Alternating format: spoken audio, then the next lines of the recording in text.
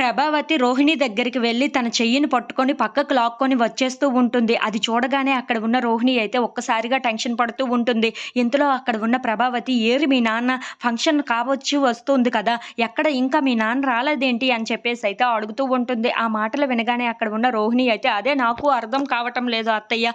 ఎందుకు రాలేదో ఏంటో" అని చెప్పేసైతే అంటూ ఉంటుంది. ఆ మాటలు వినగానే అక్కడ ఉన్న ప్రభావతి మాత్రం "ఏంటో నువ్వు, మీ ఫ్యామిలీ నాకు ఇంకా అర్థం కావటం లేదు. నిన్ను వెనకేసుకొని వస్తున్నాను చూడు, నాది తప్పు" అని చెప్పేసైతే చాలా కోపంగా తిట్టేసి అక్కడి నుండి వెళ్ళిపోతూ ఉంటుంది. ఇంతలో వాళ్ళ ఫ్రెండ్ దగ్గరికి వచ్చి "ఏంటే ఇలా జరుగుతుంది? ఏం జరుగుతుందో నాకు అర్థం కావటం లేదు" అని చెప్పేసైతే అంటూ బాధపడుతూ ఉంటుంది. ఆ మాటలు వినగానే అక్కడ ఉన్న వాళ్ళ ఫ్రెండ్ అయితే "జరిగిందేదో జరిగిపోయింది కదా! ఇక అన్ని గొడవలు ఫంక్షన్ కూడా జరిగిపోయింది. ఇక మనం వెళ్ళిపోవచ్చు కదా!" అని చెప్పేసైతే అంటూ ఉంటుంది. ఆ మాటలు వినగానే అక్కడ ఉన్న రోహిణి అయితే "లేదే, ఇప్పుడే అసలైన గొడవలు స్టార్ట్ అవుతున్నాయి. ఇప్పుడు గాని మా నాన్న అనేవాళ్ళు ఎవరు ఇక్కడికి రాకపోతే ఆ తరువాత ఇంట్లో చాలా పెద్ద గొడవలే జరుగుతాయి. ఇక్కడ ఏదో ఒక పెద్ద గొడవ నేను సృష్టించాల్సిందే. లేదంటే ఇంటికి వెళ్ళిన తర్వాత నాకు ఏదో ఒకటి జరుగుతుంది" అని చెప్పేసైతే అంటూ ఉంటుంది. అలా చాలా బాధపడుతూ ఉంటుంది. ఇంతలో బాలు వాళ్ళ నాన్న దగ్గరికి వచ్చి "ఆ పార్లర్‌లమ్మ వాళ్ళ నాన్న వస్తాడని చెప్పింది కదా! ఇంకా రాలేదేంటి?" అని చెప్పేసైతే అడుగుతూ ఉంటాడు. ఆ మాటలు వినగానే అక్కడ ఉన్న సత్యం అయితే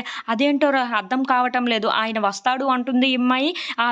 అతనేమో రావటం లేదు" అని చెప్పేసైతే అంటూ ఉంటాడు. ఆ మాటలు వినగానే అక్కడ ఉన్న బాలు అయితే "నీకు అర్థం కావటం లేదా నాన్న?